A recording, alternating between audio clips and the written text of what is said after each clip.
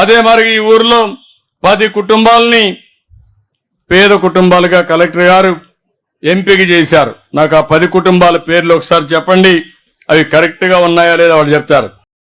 మనకి ఎప్పుడు కూడా సమాజంలో మంచి ఉంటుంది, చెడు ఉంటుంది. ఇప్పుడు ఒక కుర్రాడు వచ్చాడు, వాడు ఏ ఊరు కుర్రాడో తెలియదు. వాడికి కడుపు నొప్పి ఉంటే డాక్టర్ దగ్గరికి పోవాలా, వాడికి బాధ ఉంటే నా దగ్గరికి రావాలా. అరిస్తే కడుపు నొప్పి ఎక్కువ అవుతుంది, అది మర్చిపోతున్నాడు. వచ్చి ఇంతమంది యజ్ఞంగా మనం అందరం పవిత్రమైన కార్యక్రమాన్ని ఆలోచిస్తా ఉంటే ఒక రాక్షస ముగ్గా వచ్చి అరస్తా కూర్చుంటే ఏమొస్తుంది? ఆ మాత్రం విజ్ఞత ఉందా ఆయనకి? ఉండదు. అంటే ఎవడో ఒక పొలిటికల్ పార్టీ చెప్తాడు, లేకపోతే వీడికేదో ఆవేశం, లేకుంటే దెయ్యం ఏదైనా దుక్కుంటుంది, ఇమ్మీడియట్ గా ఎగిరిగిరి పడతాడు. వచ్చి గౌరవంగా చెప్తే నేను ఇంటా, నీ సమస్య గాని పరిష్కారం చేయగలిగితే ఏ సమస్య అయినా పరిష్కారం చేయడానికి నేనున్నా, రాత్రింబగుళ్ళు పనిచేస్తున్నా. చిన్నవాడు చెప్పినా పెద్దవాడు చెప్పినా అందరి సమస్యలు ఇంటా, అది న్యాయసమ్మతం అయితే పరిష్కారం చేస్తా, కాకపోతే ఏం చేయాలని కూడా ప్రయత్నం చేస్తా. బెదిరిస్తే ఈ మార్గం అరిస్తే కడుపు నొప్పి ఉంటే గట్టిగా ఏం చేయాలో చేస్తా.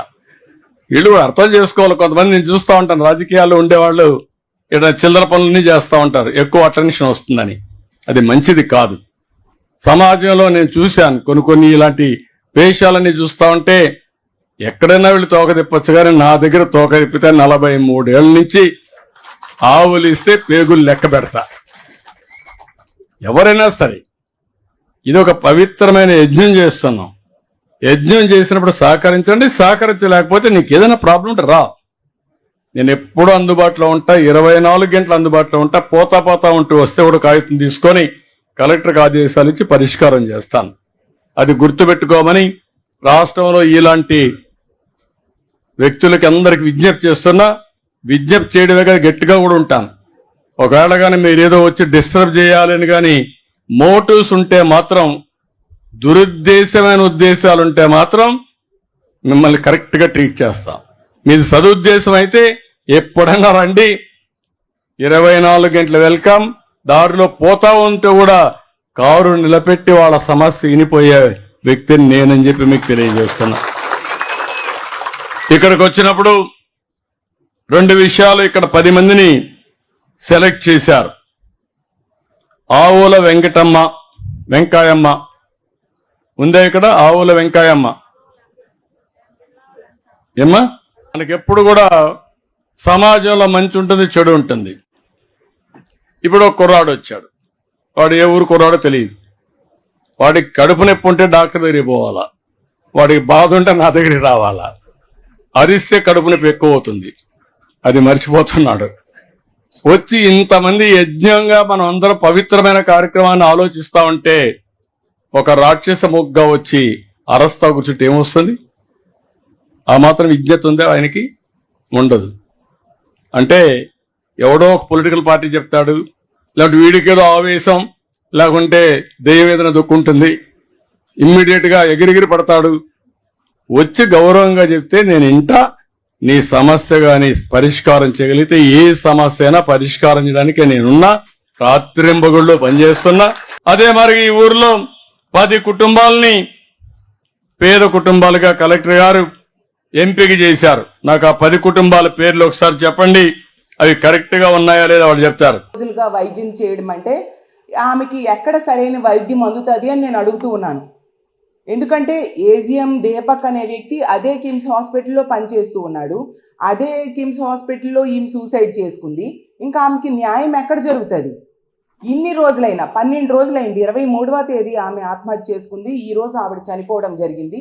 ఇన్ని రోజులైనా ముఖ్యమంత్రి గారు కానీ, డిప్యూటీ సీఎం గారు కానీ, అలాగే హోమ్ మినిస్టర్ గారు కానీ, ఒక మహిళ అయి ఉండి కూడా హోమ్ మినిస్టర్ గారు కానీ కనీసం ఈ విషయం మీద స్పందించారా? మెరుగైన వైద్యం అందుతుందా లేదా కనీసం కనుక్కున్నారా? ఎటువంటి స్పందన లేదు. అడుగడుగున నిర్లక్ష్యం. ఎంతగా వీళ్ళకి మహిళల పట్ల చులకన భావం ఉంది అనేది అర్థమవుతుంది. ముఖ్యమంత్రి గారు చంద్రబాబు నాయుడు గారు ఆడపిల్లలకి ఈ రాష్ట్రంలో కనుక ఎవరైనా అన్యాయం చేస్తే అదే వాళ్ళకి ఆఖరి రోజు అంటూ మాట్లాడుతూ ఉన్నారు. మరి ఈ ఫార్మసీ విద్యార్థి విషయంలో ఏం చేశారు ముఖ్యమంత్రి గారు? మీరు పక్కనే పోలవరం సందర్శించడానికి వెళ్ళారు ఈ 12 రోజుల్లో. మరి ఈ అమ్మాయిని చూడడానికి వెళ్ళడం కానీ, కుటుంబానికి ధైర్యం చెప్పడం కానీ ఎందుకు మీరు చేయలేదు? అలాగే డిప్యూటీ సీఎం గారైన పవన్ కళ్యాణ్ గారు అయితే ఆడపిల్లలకి అన్యాయం జరిగితే తాట తీస్తానని చెప్పారు. మరి పక్క జిల్లాయే కదా మీది, మీ నియోజకవర్గం. మరి రాజమండ్రిలో ఈ అమ్మాయికి ఎంత అన్యాయం జరిగితే ఆమె లెటర్లో ఎంత దారుణంగా అతను వేధించాడు అనేది అంత చక్కగా ఆమె రాసిపెట్టి చనిపోతే మరి మీరు ఎక్కడ ఆ దీపక్ తాట తీశారు? కనీసం ఆ కుటుంబానికి పరామర్శ చేయడానికైనా వెళ్ళారా మీరు? అంటే మాటలకైనా చేతలకి మీ మాటలు పనిచేయవా? అలాగే హోమ్ మినిస్టర్ గారు, ఆవిడైతే ఈ కూటమి ప్రభుత్వం అధికారంలోకి వచ్చింది, ఈ రాష్ట్రంలో ఉన్న ఆడపిల్లలందరూ ప్రశాంతంగా నిద్రపోవచ్చనే స్టేట్మెంట్స్ ఇచ్చారు. అలాంటి వ్యక్తి పక్క జిల్లాయే కదా. మరి ఈమె ఈ సూసైడ్ చేసుకొని 12 రోజులైంది, హాస్పిటల్లో వైద్యం అందుతుంది. కనీసం దీని మీద వెళ్ళి ఆ కుటుంబానికి పరామర్శించడం, ఆ అమ్మాయికి మెరుగైన వైద్యం కోసం ఎటువంటి ఆదేశాలు ఇవ్వడమైనా మీరు చేశారా? అసలు ఈ రాష్ట్రంలో ఆడపిల్లలు ఈ కూటమి ప్రభుత్వం అధికారంలోకి వచ్చే ప్రశాంతంగా నిద్రపోతున్నారా అని నేను అడుగుతూ ఉన్నాను. ఎంత దారుణమా? ఎంతసేపు ఈ కూటమి ప్రభుత్వంలో ముఖ్యమంత్రి గారికైనా, డిప్యూటీ సీఎం గారికైనా, మంత్రులకైనా, ఎమ్మెల్యేలకైనా కామెడీ స్కిట్స్ చూసి నవ్వడం, ఎంజాయ్ చేయడం మీద ఉండే శ్రద్ధ ఇలా ఆడపిల్లల మీద అఘాయిత్యాలు జరుగుతుంటే వాళ్ళకి రక్షించాలి అనే దాని మీద లేని పరిస్థితి క్లియర్గా అర్థమవుతుంది. ఎందుకంటే ఈ కూటమి ప్రభుత్వం అధికారంలోకి వచ్చాక పోలీసుల్ని మహిళల రక్షణ కోసం, ప్రజల రక్షణ కోసం ఉపయోగించట్లేదు.